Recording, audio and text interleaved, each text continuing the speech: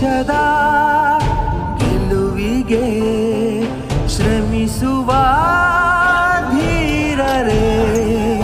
ವೇಷ ಭಾಷೆಗಳು ನೂರಾರು, ಎಲ್ಲಿ ನಾವು ಒಂದೇ.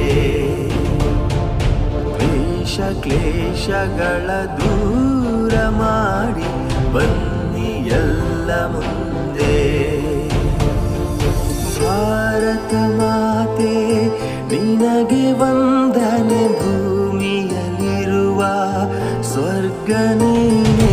ನಮ್ಮಯ ಜನುಮ ನಿನಗೆ ಅರ್ಪಣೆ, ಗಡಿಯನ್ನು ದಾಟಿ ಕೂಗಿ ಹೇಳು ಹೆಮ್ಮೆಯಲಿ. ಭಾರತ ಭಾರತ ಭಾರತ ಭಾರತ.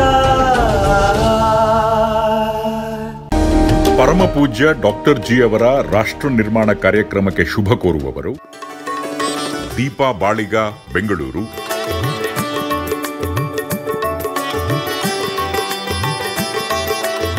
ದಿವ್ಯಶ್ರೀ ಚರಣ್, ಮಂಗಳೂರು.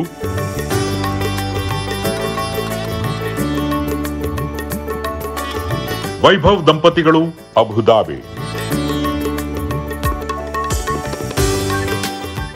ಈ ಪುಣ್ಯಭೂಮಿ ಭಾರತದಲ್ಲಿರುವ ನಾಗರಿಕರೆಲ್ಲರೂ ಗಮನಿಸಲೇಬೇಕಾದ ಮರೆತ ಸತ್ಯವೊಂದಿದೆ. ಆ ದಿಸೆಯಲ್ಲಿ ಸದಾ ಸರ್ವರ ಗಮನ ಸೆಳೆಯುವ ಪವಿತ್ರ ತೀರ್ಥಕ್ಷೇತ್ರವೂ ಒಂದಿದೆ.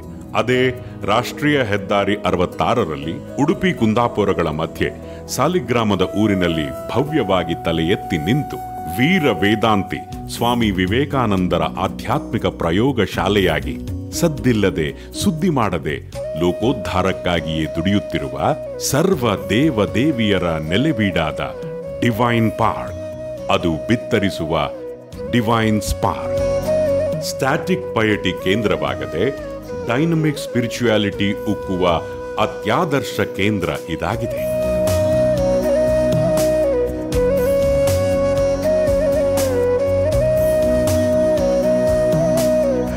ಇಲ್ಲಿ ಸರ್ವಧರ್ಮ ಸಮನ್ವಯ ಭಾವದಿಂದಾಗಿ ಅಲ್ಲಾನು, ಜೀನನು, ಬುದ್ಧನು, ಯೇಸು ಕ್ರಿಸ್ತನೂ ಅಲ್ಲದೆ ಹಿಂದೂ ಧರ್ಮದ ಸಕಲ ದೇವ ದೇವಿಯರ ಆರಾಧನೆಯು ವಿಶಿಷ್ಟ ರೀತಿಯಲ್ಲಿ ನಡೆಯುತ್ತಲೇ ಬಂದಿದೆ.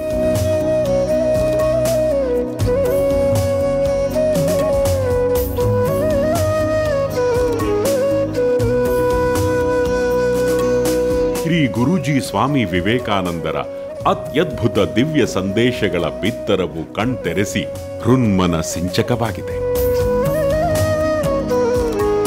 ವ್ಯಕ್ತಿತ್ವ ನಿರ್ಮಾಣ, ವ್ಯಕ್ತಿತ್ವ ವಿಕಸನ ಹಾಗೂ ಲೋಕೋದ್ಧಾರಗಳ ಪವಿತ್ರ ಗುರಿಯೊಂದಿಗೆ ಉತ್ತಿಷ್ಠತ ಜಾಗ್ರತ ಎಂಬಿ ವೀರ ಕಹಳೆಯ ಆಶ್ರಯದಲ್ಲಿ ಜಗದಗಲ ಕೋಟಿಗಟ್ಟಲೆ ಆದರ್ಶ ವಿವೇಕ ವೀರರು ಇಲ್ಲಿಂದ ನಿರ್ಮಾಣಗೊಂಡಿದ್ದಾರೆ.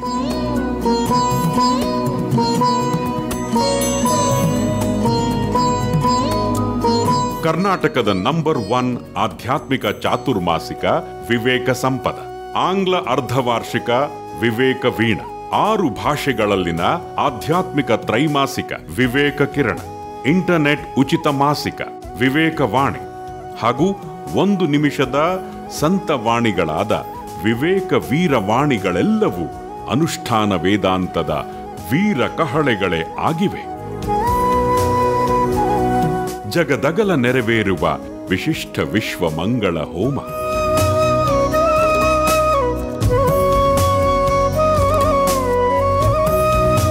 ಸಾಮೂಹಿಕ ಕುಂಕುಮಾರ್ಚನೆ,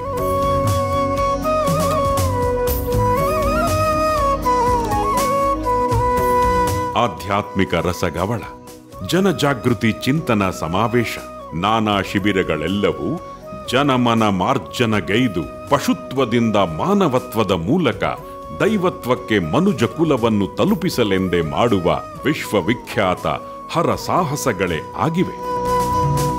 ಪ್ರತಿ ತಿಂಗಳ ಮೊದಲ 10 ದಿನಗಳ ಉಚಿತ ಯೋಗ ವಿಹಾರ, 1 ವಾರದ ಆವಾಸಿ ಯೋಗ ಪರ್ವ ಚಿಕಿತ್ಸಾ ವಿಧಾನಗಳು, ಬಾಲಯೋಗ, ಮಾತೃಯೋಗ, ಧ್ಯಾನ ಯೋಗ, ಯೋಗ ಶ್ರೀರಕ್ಷಾ, ಯೋಗ ಸಾಂತ್ವನಗಳೆಲ್ಲವೂ ದೇಹಾರೋಗ್ಯದೊಂದಿಗೆ 1+2 ಸೂತ್ರದನ್ವಯ ಭಗವದಾನಂದ ವೃದ್ಧಿ ಹಾಗೂ ಆಯುಷ್ಯ ವೃದ್ಧಿಯ ಅಮೂಲ್ಯ ಸಂಪತ್ತನ್ನೇ ಧಾರೆ ಎರೆಯುವ ಪವಿತ್ರ ಪ್ರಕ್ರಿಯೆಗಳೇ ಆಗಿವೆ. ದೇವರ ಮಧುರ ಮಾರ್ದನಿಯನ್ನು ಕೇಳಿ ನಲಿ ನಲಿದು ಆರಾಧನೆಗೈದು ದೇವರೆಲ್ಲರ ಬಂಪರ್ ಕೃಪೆಯನ್ನು ಮನಸ್ವೀ ಆಸ್ವಾದಿಸಿ ಜಗದಗಲ ಮೇಲ್ಮೆಗಾಗಿಯೇ ಅದನ್ನು ಪಿತ್ತರಿಸಿ ತಮ್ಮನ್ನು ಸುಟ್ಟುಕೊಂಡು ಜಗತ್ತಿಗೆ ದಿವ್ಯ ಜ್ಯೋತಿಯನ್ನು ಹೊಮ್ಮಿಸುತ್ತಲೇ ಬಂದ ಶ್ರೀ ಗುರೂಜಿ ಸ್ವಾಮಿ ವಿವೇಕಾನಂದರ ದಿವ್ಯ ಲೀಲಾ ಮಾಧ್ಯಮರೇ ಪೂಜ್ಯ ಡಾಕ್ಟರ್ ಜಿಯವರು.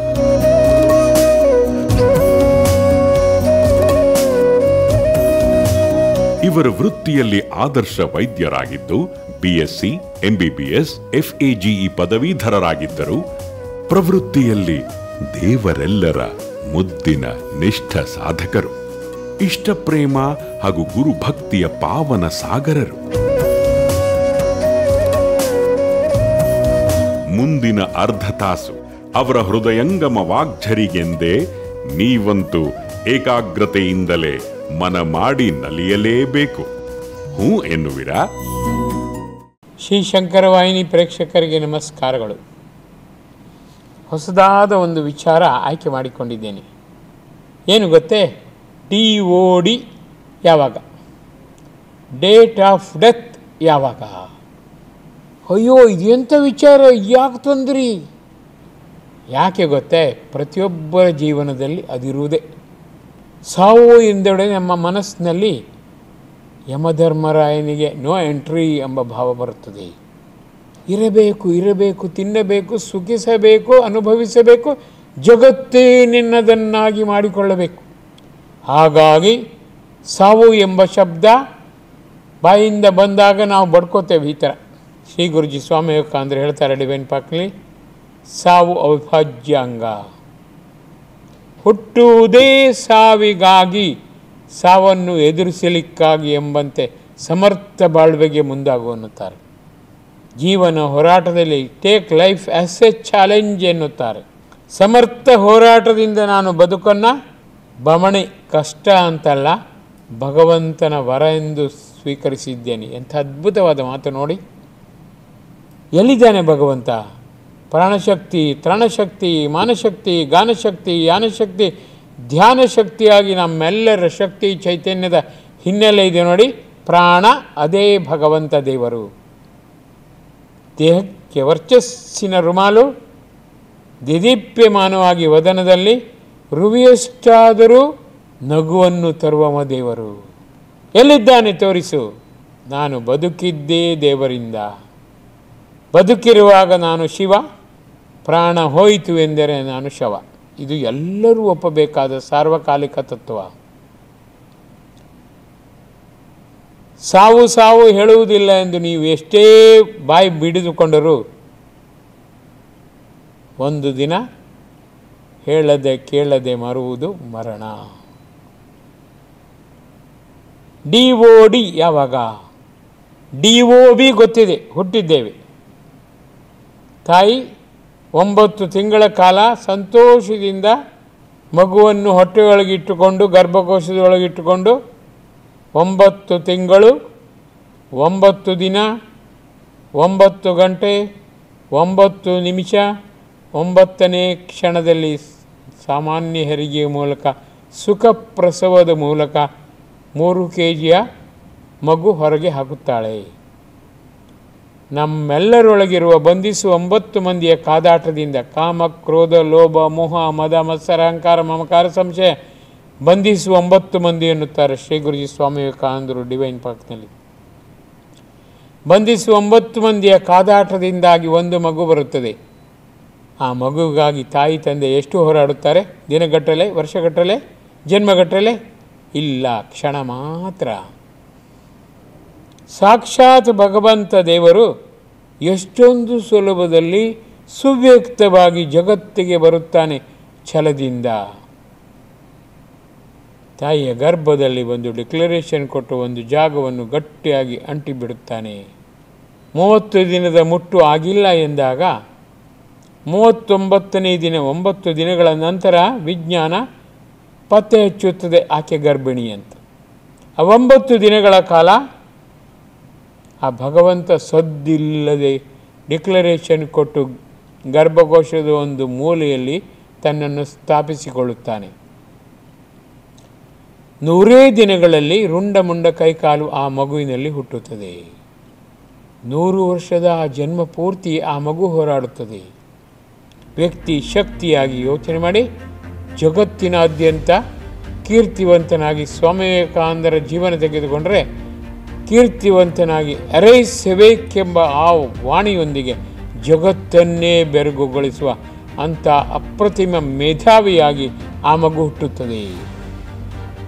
ಜಗತ್ತನ್ನೇ ನಡುಗಿಸುತ್ತದೆ. ವೀರ ವೇದಾಂತಿಯಾಗಿ ವೀರ ಸನ್ಯಾಸಿಯಾಗಿ ಗುಡುಗುತ್ತದೆ.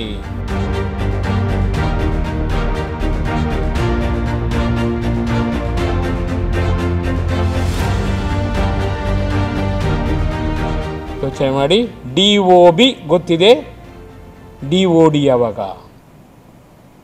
ಹುಟ್ಟಿದ ಮೇಲೆ ಸಾಯಲೇಬೇಕು. ಚಿರಂಜೀವಿಯಾಗಿ ಬದುಕೋದು ಸಾಧ್ಯವೇ ಇಲ್ಲ. ಲಿಮಿಟೇಷನ್ ಇದೆ. ಪ್ರತಿ ವಸ್ತುವಿಗೂ ಲಿಮಿಟೇಷನ್ ಇರುವಂತೆ ಪ್ರತಿ ದೇಹಕ್ಕೂ ಲಿಮಿಟೇಷನ್ ಇದೆ. DOD ಭಗವಂತನ ಕಾಪಿರೈಟ್ ಎನ್ನುತ್ತಾರೆ ಶ್ರೀ ಗುರುಜಿ. ಅದಕ್ಕೆ DOD ಆತ ಹೇಳುವುದೇ ಇಲ್ಲ. ಯಾವ ಜ್ಯೋತಿಷಿ ಬಳಿ ಹೋಗಿ, ಪುರೋಹಿತರ ಬಳಿ ಹೋಗಿ, ಅರ್ಚಕರ ಬಳಿ ಹೋಗಿ ದೊಡ್ಡ ಬುರುಡೆ ಬಿಡುತ್ತಾರೆ, ಅದನ್ನು ನಂಬಲೇಬೇಡಿ.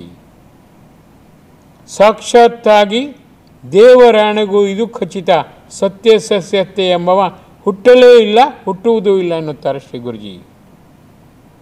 ಯಾಕೆ ಗೊತ್ತೇ? ಭಗವಂತ ತನ್ನ ಆಶೆಯನ್ನು ಭಾಷೆಯನ್ನು ವ್ಯಕ್ತಪಡಿಸುವುದೇ ಇಲ್ಲ. ಇಟ್ ಈಸ್ ಹಿಸ್ ಕಾಪಿರೈಟ್ ಗುಟ್ಟು.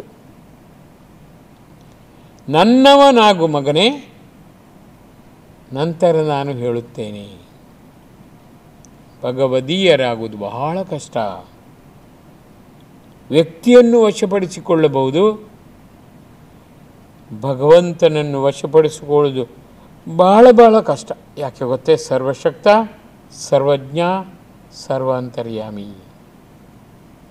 ಪ್ರತಿ ಕ್ಷಣ ಪ್ರತಿ ಕಣ ವರ್ತನೆಯನ್ನು ಭಗವಂತ ಇವ್ಯಾಲ್ಯುಯೇಟ್ ಮಾಡುತ್ತಾನೆ, ಎನ್ಲೈಟನ್ ಮಾಡುತ್ತಾನೆ, ಇಲವೇಟ್ ಮಾಡುತ್ತಾನೆ, ಇಲ್ಯುಮಿನೇಟ್ ಮಾಡುತ್ತಾನೆ. ಆತನ ಈ ಪರೀಕ್ಷೆ ನಿರೀಕ್ಷೆ ಗೆಲ್ಲುವುದು ಖಂಡಿತ ಅಸಾಧ್ಯ. ಕಷ್ಟ ಸಾಧ್ಯ ಅಲ್ಲ, ಅಸಾಧ್ಯ. ಆತ ಪ್ರತಿಕ್ಷಣವು ವ್ಯಕ್ತಿಯ ಚಲನವಲನ ಭಾವನೆಯನ್ನು ಹತ್ತಿರದಿಂದ ಬಂದು ಇಣುಕುತ್ತಾನೆ, ಪರಿಶೀಲಿಸಿ ಪರೀಕ್ಷಿಸುತ್ತಾನೆ. ಆತನಿಗೆ ಖುಷಿಯಾಯಿತು ಎಂದಾಗ DOD ಮುಂದೆ ಹಾಕುತ್ತಾನೆ. ಇದರ ಮಧ್ಯೆ ವ್ಯಕ್ತಿಯೇ ಸಾಕು ನನಗೆ ಈ ಜನ್ಮ. ಶ್ರೀ ಗುರುಜಿ ಸ್ವಾಮಿ ವಿವೇಕಾನಂದರು ಹೇಳಿದಂತೆ, ಸಾಕೋ ಸಾಕು, ನಾನು ಜಗತ್ತಿನಲ್ಲಿ ಗಾಳಿಯಲ್ಲಿ ಒಂದಾಗಿ ಪ್ರತಿಕ್ಷಣ ಜಗತ್ತಿನಾದ್ಯಂತ ಹೋಗಿ ಬರುವೆ. ಅವರು ತಮ್ಮ ಗುರು ಶ್ರೀರಾಮಕೃಷ್ಣರಲ್ಲಿ, ಅಮ್ಮಯ್ಯ 39ನೇ ವರ್ಷದಲ್ಲಿ ಸಾಕಾಯಿತೋ, ಈ ದೇಹಧಾರಿಯಾಗಿ ಜಗತ್ತಿನಾದ್ಯಂತ ಓಡಾಡುವುದು ಕಷ್ಟ, ನಾನು ದೇಹಾತೀತನಾಗಿ ಗಾಳಿ ನೀರು ಬೆಳಕಿನಲ್ಲಿ ಒಂದಾಗುತ್ತೇನೆ. ದಮ್ಮಯ್ಯ ಈ ಭೌತಿಕ ಶರೀರಕ್ಕೆ ಒಂದು ಎಂಡ್ ಮಾಡಿ. ಯೋಚನೆ ಮಾಡಿ, ಜುಲೈ 4, 1902 ದೇಹಾಂತ್ಯ ಮಾಡಿಕೊಂಡರು ಸ್ವಾಮಿ ವಿವೇಕಾನಂದರು ಶ್ರೀರಾಮಕೃಷ್ಣರ ಭವ್ಯ ಕೃಪಾಶೀರ್ವಾದದಿಂದ. ಆ ಕ್ಷಣ ಡಿವೈನ್ ಪಾರ್ಕ್ನಲ್ಲಿ ಸೇರಿದರು. ಶ್ರೀ ಗುರುಜಿಯಾಗಿ ಗೌರವಿಸಲ್ಪಟ್ಟು ಜಗತ್ತಿನಾದ್ಯಂತ ಓಡಾಡಲು ಆರಂಭಿಸಿದರು.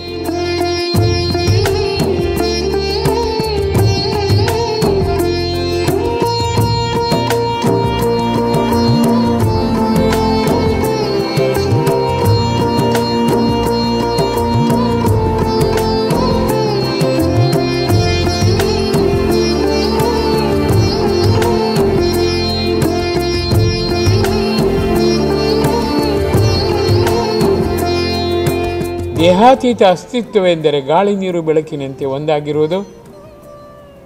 ತೂಕವೇ ಇಲ್ಲ, ಭಾರವೇ ಇಲ್ಲ, ಅಂದವೇ ಇಲ್ಲ, ಆಕಾರವೇ ಇಲ್ಲ. ಗಾಳಿಯಲ್ಲಿ ಒಂದಾಗಿ ಕಣಕಣ ಕ್ಷಣ ಕ್ಷಣವೂ ಹೋಗಬಲ್ಲೆ. ಈ ಸತ್ಯ ಅರಿತಾಗ DOD ಇಲ್ಲವೇ ಇಲ್ಲ, ಸದಾ ಜೀವಂತ. ನಾವೆಲ್ಲ ಸತ್ತರೂ ಕೂಡ ಯೋಚನೆ ಮಾಡಿ, ಸಾಯುವುದಲ್ಲ, ಬದುಕಿಯೂ ಕೂಡ ನಾವು ಸಾಯುತ್ತೇವೆ, ಏನು ಫಲ ಇಲ್ಲ. ಶ್ರೀ ಗುರುಜಿ ಸ್ವಾಮಿ ವಿವೇಕಾನಂದರು ಸತ್ತರೂ ಬದುಕಿದ್ದಾರೆ, ಎಷ್ಟೊಂದು ವ್ಯತ್ಯಾಸ. ಬದುಕಿಯೂ ನಾವು ವ್ಯರ್ಥ, ಅವರು ಸತ್ತರೂ ಕೂಡ ಸದುಪಯೋಗಿ. ಕ್ಷಣಾರ್ಧದಲ್ಲಿ ಎಲ್ಲ ಸಾಧಕರ ರನ್ಮನವನ್ನು ತುಂಬಿ ನಾನಾ ರೀತಿಯ ನವನವೋತ್ಸಾಹದಿಂದ ಅದ್ಭುತವಾದ ಚೈತನ್ಯಮಯಿಯಾಗಿ ಅವರು ಜಗತ್ತಿನಾದ್ಯಂತ ಹೋಗಬಲ್ಲರು, ಯಥಾರ್ಥ ಸಾಧಕರನ್ನೂ ಹೋಗಿಸಬಲ್ಲರು. ಅಮೂರ್ತರಾಗಿ ಮೂರ್ತ ರೂಪದಲ್ಲಿ ಅವರು ಕೆಲಸ ಮಾಡಬಲ್ಲರು. ವರ್ಣಿಸಲಾಗದಂತೆ ನಾನಾ ರೀತಿಯ ತೇಜಸ್ಸಿನ ಮೂಲಕ ಅದ್ಭುತ ಶಕ್ತಿ ಚೈತನ್ಯವನ್ನು ಧಾರೆ ಎರೆಯಬಲ್ಲರು. ಈ ಓಡಿ ಅವರ ಕೈವಾಡದಲ್ಲಿದೆ. ಜಗತ್ತಿನ ಎಲ್ಲರೂ ನಲಿಯಬೇಕು, ನಲಿಯುತ್ತ ನಗುನಗುತ್ತಾ ಇರಬೇಕು. ಈ ಭಾವ ಸುದೃಢವಾದರೆ, ರಕ್ತಗತವಾದರೆ ಸೆಂಚುರಿ ಔಟ್ ಮಾಡಬಲ್ಲರು. ನನಗೂ ಕೂಡ ಎಷ್ಟೋ ಬಾರಿ ಹೇಳಿದ್ದಾರೆ, ನಿನ್ನೊಳಗೆ ಕೆಲಸ ಮಾಡುವವ ನಾನೇ, ಮಗು ನೀನು ನನಗೆ ಬೇಕು. ಜಗದಗಲ ಎಲ್ಲರೂ ನಲಿಯುತ್ತಲೇ ಇರಬೇಕು, ನರಳಲೇಬಾರದು. ನಗು, ನಲಿವು, ನಂದದ ಆತ್ಮವಿಶ್ವಾಸ, ನಮ್ರತೆ, ನಮನ, ನಯನ ಮನೋಹರ ವ್ಯಕ್ತಿತ್ವ, ನಂಜಿಲ್ಲದ ವರ್ತನೆ, ನವರಾದ ನಡೆನುಡಿ, ನಮ್ಮವರೇ ಎಲ್ಲ. ಈ ಭಾವ ನಿನ್ನಲ್ಲಿ ರಕ್ತಗತವಾಗಿ ಅಕ್ಷಯವಾಗಿ ಬಾಲ್ಯದಿಂದಲೂ ಇದೆ. ಅದು ಪ್ರವರ್ಧಮಾನವಾಗಿ ಸದಾಕಾಲ ಹುಣ್ಣಿಮೆಯಾಗಿಯೇ ಇರುವೆ ನೀನು. ಈ ಜಗತ್ತು ನಿನ್ನನ್ನು ಸದಾ ಸ್ಮರಿಸಬೇಕು. ಜೊತೆಗಿದ್ದು ಮುನ್ನಡೆಸುವೆ. ಚಿಂತೆ ಬಿಡು, ಚಿಂತನೆ ಮಾಡು. ಎಲ್ಲ ಭಾರ ನನ್ನದು. ಸಾಧಕ ಶ್ರೇಷ್ಠ ಆದ ಅಂದರೆ ಭಗವಂತ ಒಳಗಿನಿಂದ ನಗುನುಗುತ್ತಾನೆ. ನಿನ್ನೊಳಗಿದ್ದು ಶಬ್ದವಿಲ್ಲದೆ ಕೆಲಸ ಮಾಡುವೆ. ಮಧ್ಯರಾತ್ರಿ 12:24 ಪ್ರತಿದಿನ ನಿನ್ನೊಂದಿಗೆ ಮಾತನಾಡುವೆ. ಜಗದಗಲ ಭಗವಂತ ಪ್ರತಿ ರಾತ್ರಿ 12:24 ಎಲ್ಲರ ಜೊತೆ ಮಾತನಾಡುತ್ತಾನೆ ಎನ್ನುತ್ತಾರೆ ಶ್ರೀ ಗುರುಜಿ. ನೀವು ಕಾದರೆ ಯಾವ ಅನುಭವ ಆಗುವುದಿಲ್ಲ. ಗಾಢ ನಿದ್ರೆಯಲ್ಲಿ ನೀವು ಮಲಗಿರಬೇಕು. ಖಂಡಿತವಾಗಿಯೂ ಭಗವಂತ ಮುದ್ದು ಕಂದ, ಚಿನ್ನ, ಮಗು. ಯೋಚನೆ ಮಾಡಿ, ಗೊರಕೆಯ ಶಬ್ದದಲ್ಲಿ ನಾವಿದನ್ನು ಮರೆತೇ ಬಿಡುತ್ತೇವೆ. ಗಾಢ ನಿದ್ರೆಯಲ್ಲಿ ತಮಸ್ಸಿನ ಮಧ್ಯೆ ನಾವು ನಮ್ಮನ್ನೇ ಮರೆಯುತ್ತೇವೆ. ಡಿ ಯಾವಾಗ? ಗಾಢ ನಿದ್ರೆಯಲ್ಲಿ. ಭಗವಂತ ಬಂದು ಮಾತನಾಡಿಸಿದರೂ ಮುದ್ದು ಮಗು ಎಂದು ಆಪ್ತತೆಯಿಂದ ಕರೆದರೂ ಕೂಡ ಏನೂ ಗೊತ್ತಾಗಲ್ಲ. ಇದು ದೈನಂದಿನ ಡಿ. ಡೇಟ್ ಆಫ್ ಡೆತ್ ಪ್ರತಿದಿನ ನಮಗೆ ಅನುಭವಕ್ಕೆ ಬರುತ್ತದೆ. ಯೋಚನೆ ಮಾಡಿ, ಭಗವಂತ ಎಷ್ಟು ಬುದ್ಧಿವಂತ. ಒಂದೇ ಬಾರಿ ಜಗತ್ತನ್ನು ಬಿಡುವಾಗ ಶಾಶ್ವತ ಡಿ. ಆ ದುಃಖ ಸಹಿಸಿಕೊಳ್ಳಲು ಕಷ್ಟವಾಗುತ್ತದೆ ಮನೆಯವರಿಗೆ,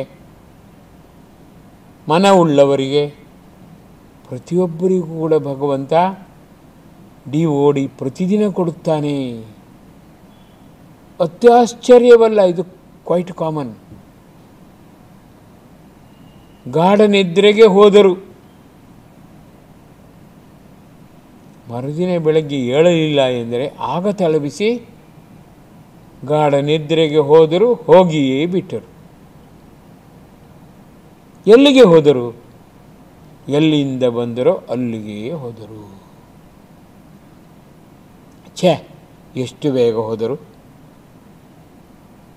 ಅವರಿಗಿಚ್ಛೆ ಇತ್ತು, ಬಲವಾದ ತುಡಿತ ಇತ್ತು. ಸಾಕು ಈ ಜನ್ಮದ ಹೋರಾಟ, ನಿಮ್ಮ ಬಳಿ ಬರಬೇಕು, ದಯವಿಟ್ಟು ಪರ್ಮಿಷನ್ ಕೊಡಿ, ದಯವಿಟ್ಟು ಒಪ್ಪಿಗೆ ಕೊಡಿ, ದಯವಿಟ್ಟು ಆಪ್ತತೆಯಿಂದ ಬರಲಿಕ್ಕೆ ಬಿಡಿ, ನನ್ನವರಾಗಿ ದಮ್ಮಯ್ಯ ಬೇಡುತ್ತಿದ್ದೇನೆ, ಅವಕಾಶ ಮಾಡಿಕೊಡಿ. ಸುಖ ಮರಣ ದೇವರ ಮುಂದೆ ನಮಸ್ಕರಿಸಿದರು, ಸಾಷ್ಟಾಂಗ ಹಾಕಿದರು, ಮೇಲೇಳಲೇ ಇಲ್ಲ. DOD. ಯಾತ್ರೆಗೆ ಹೋದರು, ಸಂತೋಷದಿಂದ ದೇವರ ಜೊತೆ ಮಾತನಾಡಿದರು, ಖುಷಿಪಟ್ಟರು. ಪ್ರಯಾಣದಲ್ಲಿ ಹಿಂದಿರುಗಿದರು. ವೆಹಿಕಲ್ ಆಕ್ಸಿಡೆಂಟಿನಲ್ಲಿ ಸುಖ ಮರಣ ಹೊಂದಿದರು. DOD ಅತ್ಯಂತ ಸುಖ. DOD ಭಗವದಿಚ್ಛೆ. ಜೀವನ ನಾಟಕದ ಪ್ಲ್ಯಾನ್ ಎಲ್ಲ ಭಗವಂತನದೇ. ಅಂತ್ಯವನ್ನು ಆತನೇ ರೂಪಿಸುತ್ತಾನೆ, ಹೇಳುವುದಿಲ್ಲ. ಪ್ರತಿದಿನ ತಾತ್ಕಾಲಿಕ DOD ಕೊಡುತ್ತಾನೆ, ಮೆಲ್ಲನೆ ಮುಂದುವರಿಸುತ್ತಾನೆ ನಾಳೆಗೆ. ಇಂದು ರಾತ್ರಿಯಿಂದ ನಾಳೆ ಬೆಳಗ್ಗೆ DOB ಪುನಃ. ಯಾರು ಎಣಿಸುತ್ತಾರೆ DOB ಆಗಿದೆ, ಹೊಸ ಜನ್ಮ, ಹೊಸ ಚೇತನ, ಹೊಸ ಚೈತನ್ಯ, ಹೊಸ ರೂಪ, ಹೊಸ ಅಂದ, ಹೊಸ ಚಂದ, ಹೊಸ ಲಾವಣ್ಯ, ಯಾರು ತಾನೇ ಯೋಚಿಸ್ತಾರೆ? ನಿನ್ನೆ ಬದುಕಿನ ಮುಂದಿನ ಭಾಗ.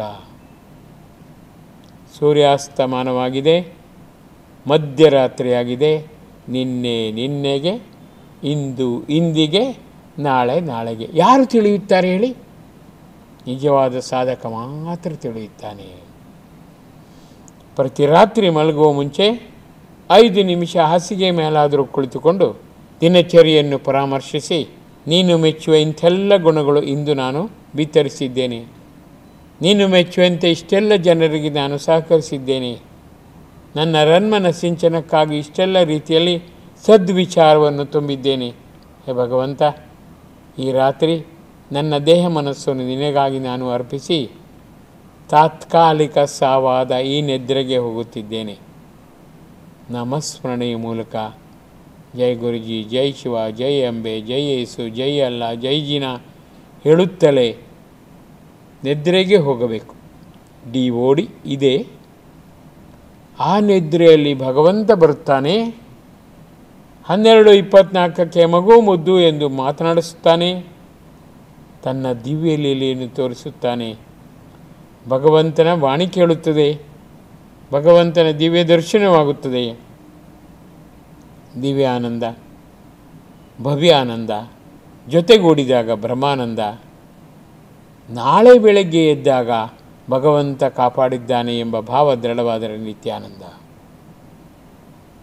DOD ಮೂಲಕ ಆನಂದ ಸಾಗರ, ಆ ಸೌಲಭ್ಯ ಪುಕ್ಕಟೆಯಾಗಿ ಜಗತ್ತಿನ ಜನರಿಗೆ ಹಂಚಲು ಒಳಗಿರುವ ಪ್ರಾಣಶಕ್ತಿ ಭಗವಂತ ತಯಾರಾಗಿದ್ದಾನೆ. ನಾವು ಮನುಷ್ಯರು ಆತನನ್ನು ಸ್ವಾಗತಿಸಲು ತಯಾರಾಗಿದ್ದೇವೇನೋ? ಹೆಣ್ಣು ಹೊನ್ನು ಮಣ್ಣು ಸ್ವಾಗತಿಸಲು ಸದಾ ಸಿದ್ಧ. ಸತ್ತರು ಹೋದರು.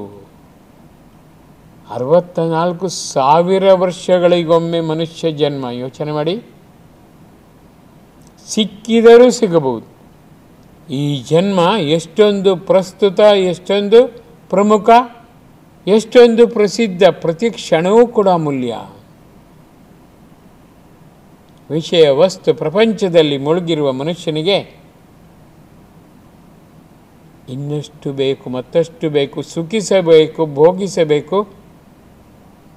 ಆಯುಷ್ಯ ಸಾಲದು. ಉಳಿದವರು ತಿಳಿಯುತ್ತಾರೆ. 24 ಮನೆಗಳಿವೆ, 1000 ಎಕರೆಗಳಿವೆ, 100 ಕಾರುಗಳಿವೆ, 10 ನಾಯಿಗಳಿವೆ, ಸದಾ ನೆಚ್ಚುಗೊಳ್ಳುವ ಸಹಸ್ರಾರು ಮಂದಿ ಸೇವಕರಿದ್ದಾರೆ. ಏನು ಪ್ರಯೋಜನ? ಅದೇ ಭಗವಂತನಿದ್ದಾನೆ. ಭಗವಂತನ ವಾಣಿಯನ್ನು ಇರುವಷ್ಟು ಕಾಲ ಬಿತ್ತರಿಸಿದ್ದಾರೆ. ಭಗವದೀಯ ಈ ರೀತಿ ಮಾತನಾಡುತ್ತಾನೆ ಎಂದು ಕೈಜೋಡಿಸಿ ಹೇಳಿದ್ದಾರೆ. ಎಷ್ಟೋ ಮೂರ್ಖರಿಗೆ ಭಗವಂತನ ದಾರಿಯನ್ನು ತೋರಿಸಿದ್ದಾರೆ. ಇರುವ ಮನೆಯೇ ಅವರದ್ದು ಮಂತ್ರಾಲಯವಾಗಿತ್ತು.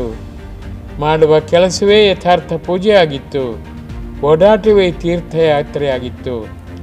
ಅವರ ನಾಮಸ್ಮರಣೆಯೇ ಯಥಾರ್ಥವಾಗಿ ಭಗವಂತನ ವಾಣಿಯಾಗಿತ್ತು. ಅವರು ಹೋದರೂ ಕೂಡ ಇದ್ದಾರೆ ಎಂದೇ ಕೈ ಜೋಡಿಸಿ ತಲೆ ತಗ್ಗಿಸುವ ಆ ವ್ಯಕ್ತಿ, ಆ ಶಕ್ತಿ, ಆ ವಿರಕ್ತಿ ಸತ್ತರೂ ಬದುಕುತ್ತಾರೆ. DOD ಆದರೂ ಕೂಡ ಇಂದಿಗೂ ಕೂಡ ಬದುಕುತ್ತಾರೆ. ಅಂಥ ಜೀವನ ನಾವು ಪಾವನ ಮಾಡಿಕೊಳ್ಳಬೇಕು. ನಾಮಕೆ ವಾಸ್ತೆ ಬದುಕುವಲ್ಲ, ಕಾಮಕೆ ವಾಸ್ತೆ ಆಗಬೇಕು. ಯೋಚನೆ ಮಾಡಿ, ಕಳೆದ ಎಲ್ಲ ದಿನಗಳ ಬಗ್ಗೆ ಒಮ್ಮೆ ಆತ್ಮಾವಲೋಕನ ಮಾಡಿಕೊಳ್ಳಿ. ಈ ಕ್ಷಣವೇ ದೃಢ ನಿರ್ಧಾರದಿಂದ ಮೇಲೇರುವೆ, ಮುಂದೆ ಹೋಗುವೆ ಎಂಬ ಛಲಬಲ ಹಂಬಲದಿಂದ ಮುಂದಾಗಿ ಖಂಡಿತವಾಗಿಯೂ ದೇವರ ವಿಶೇಷ ಕೃಪೆಯಿಂದ ಆ ನಿಟ್ಟಿನಲ್ಲಿ ನಿಮ್ಮ ಜೀವನ ಖಂಡಿತವಾಗಿಯೂ ಪವಿತ್ರವಾಗುತ್ತದೆ, ಪಾವನವಾಗುತ್ತದೆ. ಮನ ಮಾಡುವಿರಾ? ನಮಸ್ಕಾರ.